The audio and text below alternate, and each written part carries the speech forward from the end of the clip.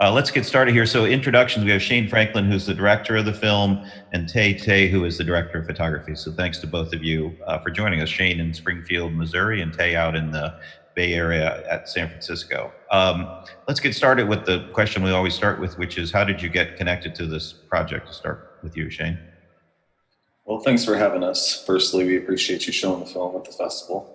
And thank you to everyone who's out there at the Q&A right now. We appreciate it. So we initially weren't intending to make a film, but our executive producer, Dr. Andy Klein, was sort of outraged at what he was seeing on the news with family separation and child detention going on the U.S.-Mexico border. And there was a national action, and he asked me if I wanted to go because I have some experience with social justice actions, having filmed them in the past and participated in the past. And so we went down to Brownsville with the intention of really holding signs but also kind of filming, because we are filmmakers, so it's hard to divorce ourselves from our cameras. And then we just met a really awesome individual down there. He was a friend of a friend, so we knew we were going to meet him, but we didn't know that he would have so much charisma, and we certainly didn't know where the story would have led us at that point. But that's Joshua Rubin, for those who have seen the film. And when he decided that he was going to go back, we knew we had to go back with him. So that's when we really knew we had a film developing. I definitely want to talk about Josh Rubin some more, and we'll come back around to him. But talk about the time frame. So it looks like you started shooting this around the summer of 2018, and so I'm sure there were protests going on before that. But why then? You said you were going down there to join the protests, but why? Was there something in particular going on then, or why at the timing? Yeah, there was a national rally. I believe the ACLU was involved in putting it on. It was the Families Belong Together rally. I'm sure a lot of people are familiar with that hashtag. And we wanted to take part, so we wanted to be on the front lines, and we're here in Springfield, Missouri, so we had to go where the action was. Now, Taye, were you involved right from the start, or did you come in later on the project? I had come in when they realized that there might be a story to tell here. I'm not sure that they started this with that in mind. The protest was, from my understanding, the protest was really why they went down south to Texas. But around November, early December is when I got a call, and Shane was going to take a trip down to Tornillo, the facility that's in the majority of the movie, and they called me up. I was able to find a way to get free for some of the jobs that I had at the moment, and I'm glad I did, because it turned into way more than we thought it would. Mm-hmm. So Shane, talk a little bit, and I'm actually going to see some other attendees have come in. So just to remind everybody, we can't see or hear you. If you're an attendee, you can see just what we see here, which is the three of us talking, but you can ask questions. And so if you'll go down and click on the Q&A button at the bottom of the Zoom window, you can type in a question in the dialog box that pops up. I will be able to see that question, and I will ask the filmmakers once you do that. So please ask questions as you have them. So Shane, you talk a little bit about this. Filmmakers take cameras even if they're not going to shoot a film, but you saw it develop into a film, and it was because of Joshua Rubin's passion, or did you know he was your central character and built the film around him? Yeah, it was obvious to us that he was going to be the vehicle for us to tell this important story of child detention, family separation of the U.S.-Mexico borders. So he's a compelling individual. I'm sure if people saw the film, they would probably agree.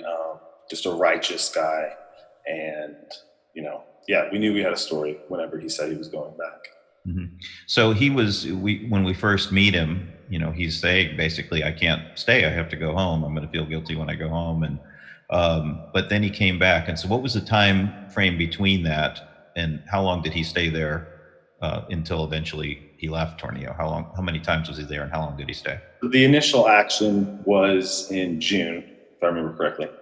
And he actually was arrested a couple days before we got there and spent more than 24 hours in jail. because of one of the actions he was at. And when we went back was mid-October. Okay. So, and how many trips total did you make to Texas? We made 3 trips for the film, 2 to Texas. Gotcha. We'll talk about Florida here in a little bit. So we have a question from Diane, one of our attendees here, who's asked, did you go to Brownsville, Texas to follow up? And so I think that probably ties in with what we were just talking about, is how many times you went and how long you stayed. So you went to Texas twice. How long were you there once you were there? The first time we went, we were there for a week for the initial action. And we actually drove from Brownsville all the way up the border to El Paso, which is a long drive. And we stayed a couple of days there. Tornillo is outside of El Paso. Right. So yeah, it's made the drive. That's a massive drive, I know. And then how long did we stay the second time, Tay, when you and I were together in the camper with him? Say a week and a half. Yeah, I was thinking 10 days, 10 or 12 days. Yeah. So yeah, we see him being interviewed. Looks like he's sitting in an RV or something like that. So that was lodging for everybody? Yeah, that was lodging for, So we and were how big was the crew? The 2 of you? Who else was there? For the very beginning, it was Dr. Andy Klein and I, and the first act of the film. And you can tell it's kind of more rough because we weren't really trying to shoot a film. We were more documenting and just more of like a news sort of angle. And then when I went back, it was Taye and I. And then later on, it was Taye and I. Taye and I have a history of working well together overseas on projects. And so I knew I had to get Taye down there when we knew we had a story together. Aw, thanks, man. Yeah. So Taye, talk a little bit about your, once you're on board and this has become a film as opposed to just the protest project, what was your approach to shooting this? You've got a single character really that you're following. It's tough to get the footage to look different day in and day out. Yeah, and I had a little bit of that concern early on. After, I think it was 72 hours, I wondered if there was anything different we were going to capture. And we had a good 9 to 10 days left. But I just thought it was, interesting to kind of subvert what you would think a documentary like this would be. The absence of the kids is a little weird. Mm-hmm. You're thinking that's the subject of the documentary, but you don't see them until more than halfway through the movie.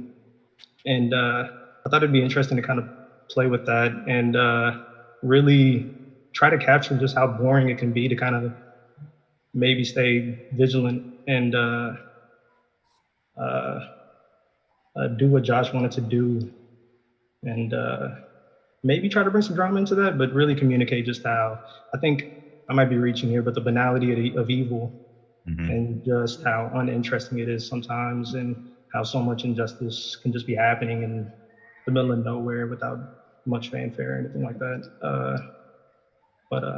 Yeah, I guess that's really what I was thinking about. I want to talk about sort of the challenges coming in from the externally, the hassles you are getting here in just a minute, but I'll remind we have some new attendees. And so if you want to ask a question, the participants can't see or hear you, but you can click the Q&A button down at the bottom of the Zoom window, type in your question, and I'll ask them for you.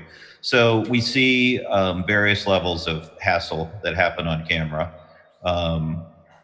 Everything from just people being asked politely to stop talking to the people up to arrest. How often did that happen? And were you constantly being chased away? I would say on a daily basis, we were obviously very much aware of Homeland Security was there, and then the actual security for the facility. And then, we were surrounded by private property, so there were the farmers, mm-hmm. and we were in county property, so we also had to deal with the sheriff's department in El Paso County. So, yeah, we were constantly aware of the threats around us, but we had, because of some of the allies Joshua had developed in the county, people who were sympathetic to what he was doing, we were able to hold our ground in that little bit of public space with that camper. Mm-hmm. And yeah, it was a constant, we were constantly aware of the threats, around us. No one wanted us to be there. Were you guys arrested as a crew? Anybody arrested at any point or charged with trespassing, anything like that? No, I did get pretty close. We had to call our producer one day and just be like, "Hey, if we don't contact you in an hour, we're in jail." Mm-hmm. So, and you saw that on the film whenever the sheriff's deputies came down and were giving us a hard time. That was a pretty tense moment. Mm-hmm. Joshua had a particularly good manner when it came to challenging people because he's so friendly. The one fairly early in the film when he's talking to the gentleman on the other side of the fence, and he just keeps engaging. And I love when he says, "Well, I'm just going to keep asking questions. You might answer one by accident," and you can't help but laugh at that. And so it was entertaining to see that. But I know it got much tenser than that, as we could see in the film. Yeah, and that's how he was, and that's honestly what he was doing. It was boring what he was doing, witnessing, or the subversive act of seeing. And then, he would, on a daily basis, he was just counting vehicles going in, trying to count how many heads he saw, what type were they? Were they children? Were they families? Were they building stuff? Were they taking stuff down? Where were certain groups of people located? He was always trying to figure out. And in any way he could, he would talk to people. Like you saw, there was one part in the film when he just approached a semi-truck driver and just asked him, what do you have in there? And the guy got his papers out. I think he probably thought he was an authority of some sort, but that it worked out great. If you act like you should be there, people will let you in often. So we've got a couple of questions and comments here. The first one, I'm going to read the whole thing. It's a little lengthy. It's more comment than question, but and this is, we actually had two Allisons in a row here. So Allison, sorry if I mess up your name, Radomski. Just quoting her, just want to say that I really love this film. You chose an excellent main character for it. You really captured the tedium of being a witness. Also, I love the phrase you just used, the banality of evil. You really brought those aspects of the situation to life, and the film really made all the emotions real for your viewers. Also, I imagine that making this film came with all kinds of hurdles and stress. Thank you for your tenacity and artistry. So yeah, talk about the hurdles and stress. We talked a little bit about the legal hassles there, but what other stress? It looked like two grueling places. Florida didn't look like a picnic either. Hot, dusty, dirty, must have been sort of tough. Yeah, and Texas, we were there, it was getting into winter, and you couldn't really tell, but it was very cold. And then, we dealt with dust storms, which was pretty rough on our gear and rough on us. What do you think, Taye? Yeah, only there for 10 days. He was there for the stretch of time that we covered. I know he'd been there for 3 months, or he was there for 3 months. 3 months. We were there for less than 14 days, and I wanted out. Mm-hmm. Yeah, so I really admire what he did. And then a little bit on the question before this, for me, I guess the story underneath the story that I really grabbed onto when I was editing was that this was like a crash course in activism. So it was really interesting to see him be disarming and not combative when being confronted by authority figures. And I never really, I thought this was interesting recently. I'm an immigrant, and when you're raised as an immigrant, at least as a first generation immigrant, you're really taught to keep your head down and be small and not to bring attention to yourself or cause any trouble. So like I just have like a natural deference to authority. And if I just see a badge, it's over. Like I'm done, I'm listening, I'm out. I'll follow instructions, but to see him acknowledge what authority figures you had to listen to and which ones you could kind of respect but challenge was really interesting. And I learned a lot, more so in Florida than Texas, but I just thought that was really interesting. What's Joshua's profession? What does he do? Software design. Okay. He has a little bit of an air of a pro bono attorney or something like that. He certainly knows his rights as he goes down, but that's not what I would have guessed. We have a couple of other comments I'll read here. A different Allison. I don't have a last name on this Allison. Allison with one L this time. Not a question, but a comment. She says, I've watched a lot of films this week, and this is the first one that made me cry. Congratulations on creating such a powerful and important film. So that comment from Allison. Diane again says she loved the banality of evil and the subversive act of seeing. Your film gives us hope. It's from Diane and Mark, in fact. So a couple of more comments there. I have a few more questions, and again, folks, we've got a few more attendees coming in. So if you want to click the Q&A button at the bottom of your Zoom window, you can type in a question, and I will ask the filmmakers that. They can't see or hear you otherwise. You could have finished the film in Texas, but why go on to Florida? Why did you decide to make the trip to Florida? Well, it was kind of hard to know when to call it, because everything was constantly evolving every single day. You know, kind of what you were speaking about earlier about the stress of it. There was a lot of stress because you have to stay. I mean, it was stressful for us. I'm sure it was a lot more stressful for the children in the prisons. But we're constantly trying to be aware of what's going on, and it's a struggle.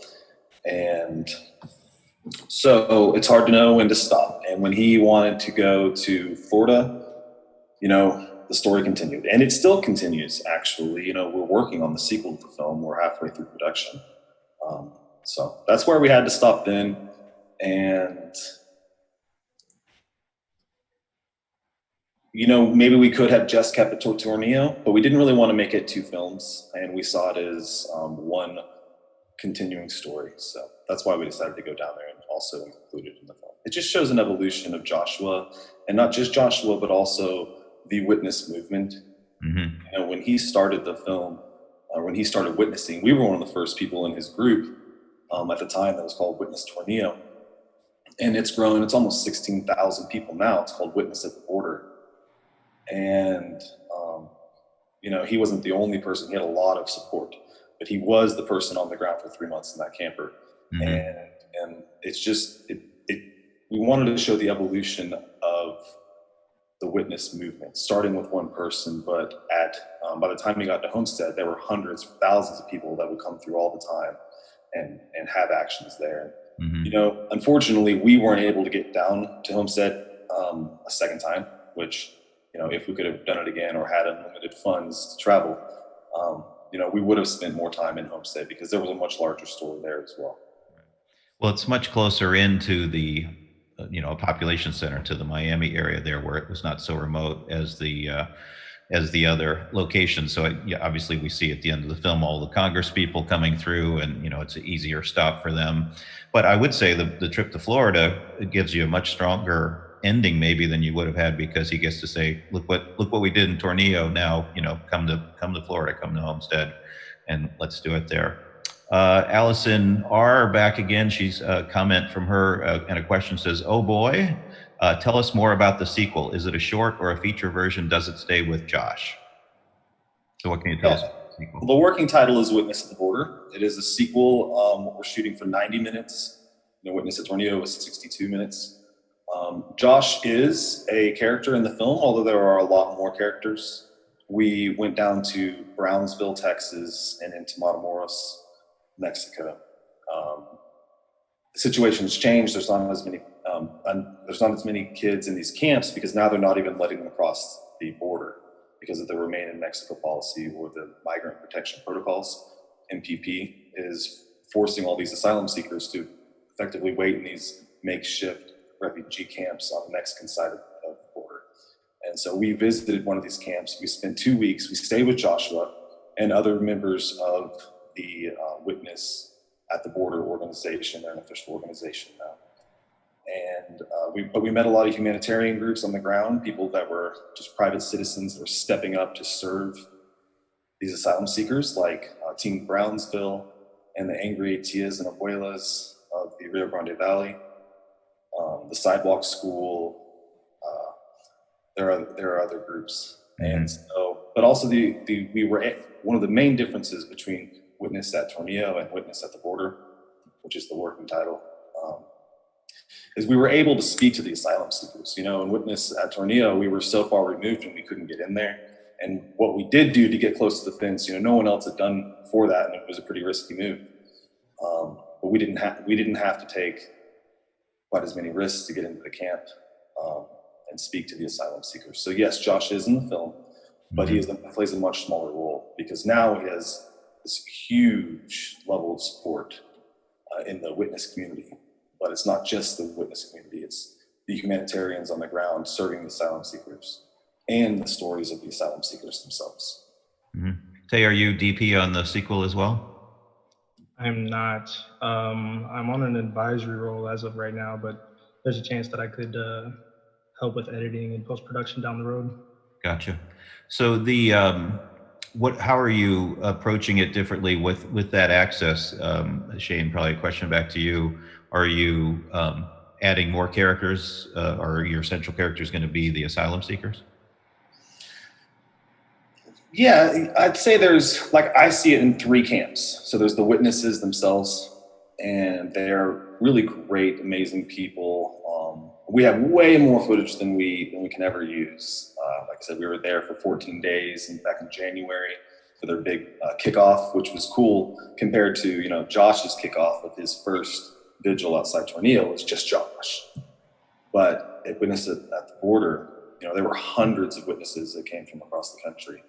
I just think that's a testament to the growing movement and to Josh's ability as an organizer, just as a great human being, to keep attention on the subject.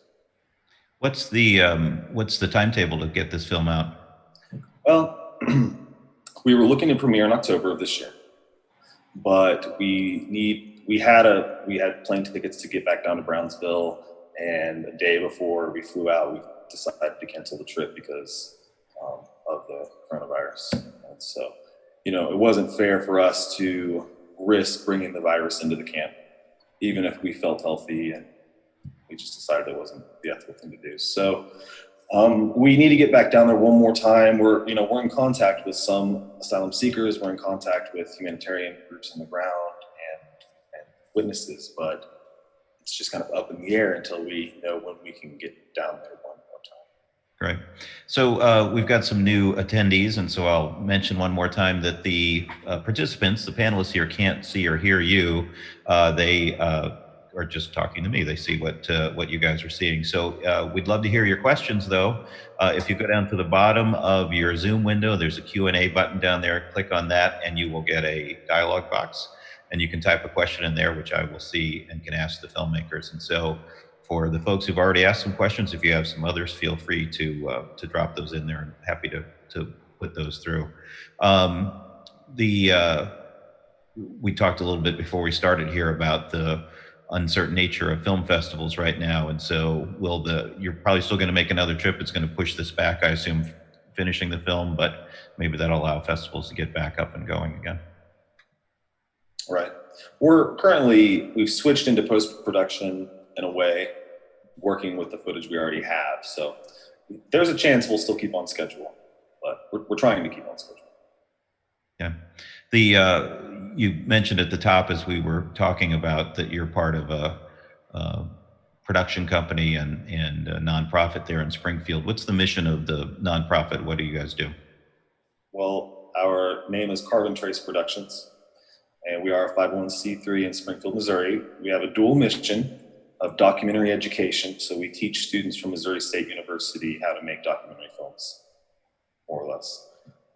And humanitarian service is our second mission. So we like to make features on humanitarian groups. Recently, we posted on our Facebook page we called it a humanitarian spotlight. It's called Heroes at the Border, a humanitarian spotlight. And it's just an example of how we can highlight, the work of humanitarian groups.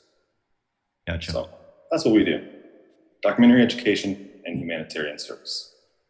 And Taye, are you making a living behind a camera most of the time, or do you have other pursuits as well? Yes, luckily I can work remotely. So I am still able to work right now, even though the shelter in place looks like it's getting a little bit more strict out here in the Bay Area. I guess timing. I guess I got on with the trade association right before the outbreak. So they're keeping me pretty busy with the 9-to-5 content creating, and I'm waiting for this to be lifted and for Carbon Trace to get me on the phone and tell me they're sending me out to the gulag or the Caribbean or somewhere. I'm not sure where they're going to send me next. Wherever that next spot is. Yeah. I'd be interested from each of you, what's your favorite scene in the film? What's your favorite memory of making the film? Taye, you want to go first?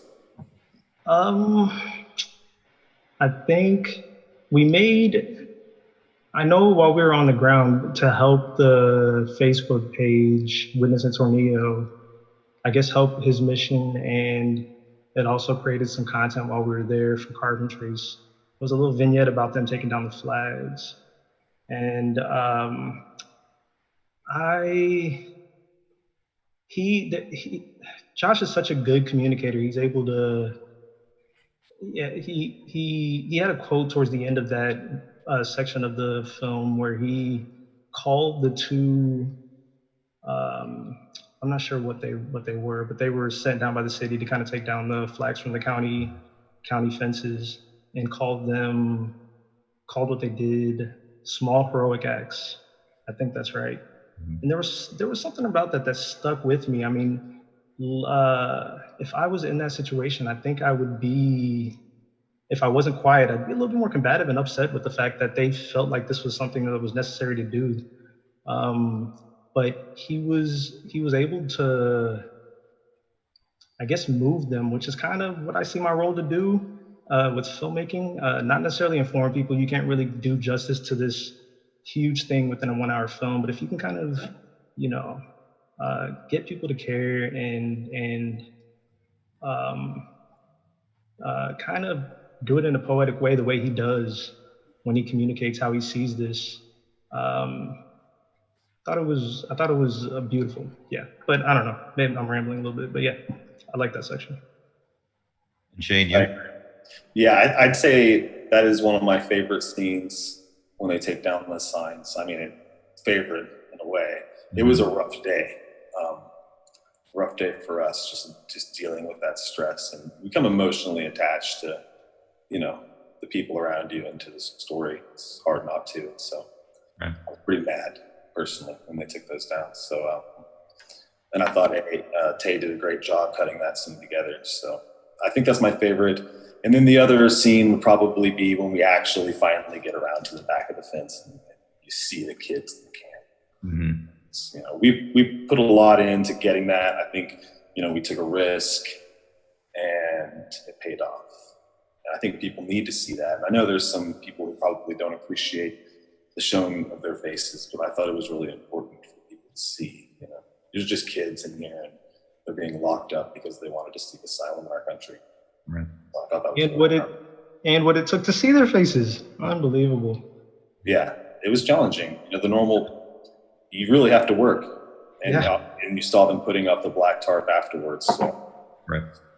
Well, I mean, the whole theme of the film deals with people being witnesses. So, you know, through showing that, you let the audience be a witness as well. And so I think that's important.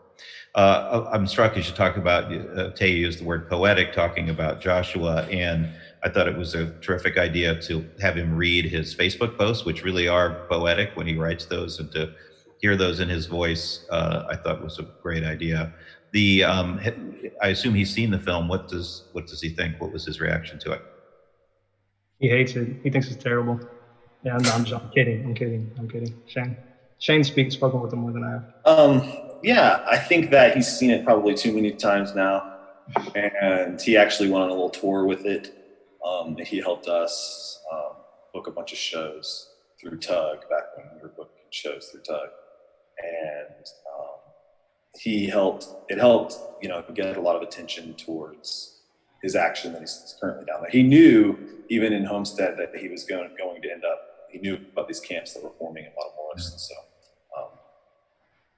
he used the film to basically broaden his audience. So, right. Yeah, he liked it, although I've heard him complain, you know, in a way about how it's too focused on him.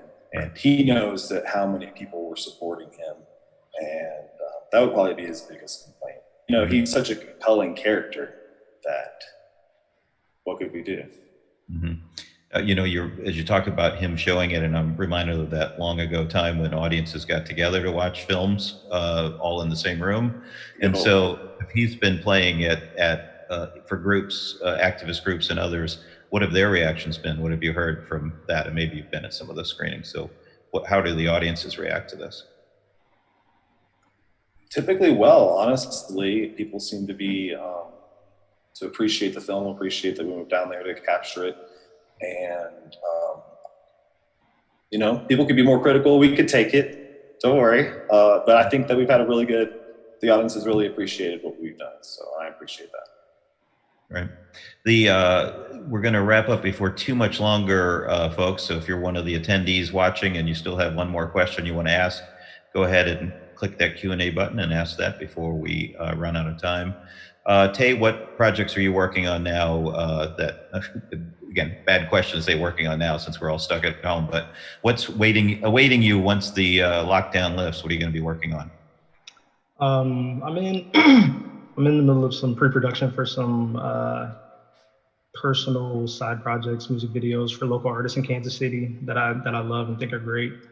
And I'm helping out with Carbon Trace where I can, but I'm really, I mean, I hate to complain about being kept busy by work because I'm lucky to be working, but they are keeping me busy 9 to 5 with that. And Tiger King, and that's about it. No, I'm joking. No. Tiger King had great timing for everybody stuck at home to watch.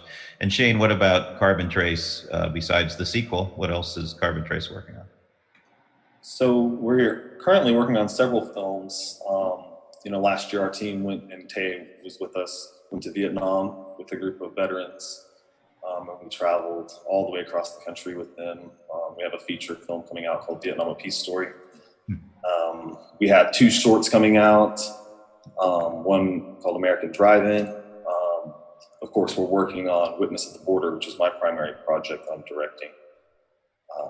And then our student group, I mentioned that we did documentary education. So every semester we have a student film. And this year, for this semester, it is Songs from the Street. So if people are interested, they can go to the Facebook page Songs from the Street, the Carbon Trace documentary.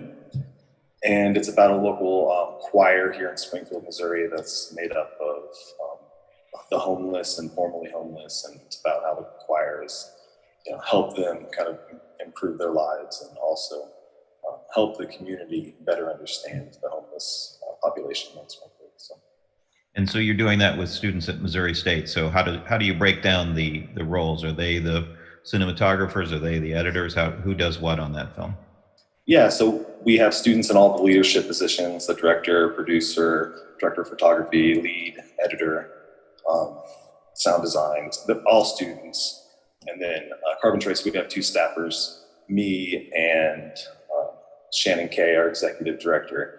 And we help this. We basically are producers, and we just help them keep things organized and keep the quality high and make sure they finish on time.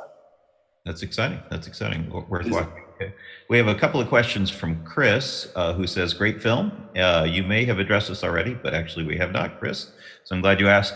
Nice music selections. Any info on that? So where's your music from, and how'd you just settle on that?" That would be a Taye question. Oh, very good. Yeah, we have some sources online for some of the music, and with how, you know, how slow some of the activities Josh kind of did or was, I felt, I don't know. A lot of the instrumentals that I chose, I kind of thought that they might have been a little too heavy-handed, but they seem to be effective, and it's kind of, I guess you just kind of do it. I'm trying to after the fact kind of make sense of it, but it's just a process of what works and what doesn't. So you're just putting tracks in and seeing what is undercutting or kind of pushing forward whatever it is, whatever scenes or kind of emotions I guess I'm feeling whenever I'm cutting it together. So I'm happy that you felt like a lot of it fit. 1 or 2, I'm wondering whether or not they were good choices, but thank you. And then Chris's other question is, how can I tell other individuals where to see it? So where will the film be heading that we might be able to send other people to see it? Eventually, it will be for sale on our website, carbontrace.net. And you can find a lot of our work on Vimeo. Okay, so keep an eye out for it there. I think that we'll probably wrap it up with that. I think we've covered it pretty well. So thanks to both of you for coming in. Thanks for sharing the film. We're happy to get this much of the festival together and people see it online like this. And thanks to everybody who came in to attend the Q&A and ask questions. So Thank you for the questions. Good luck on the sequel. Thank you. Thank you. Everybody be safe.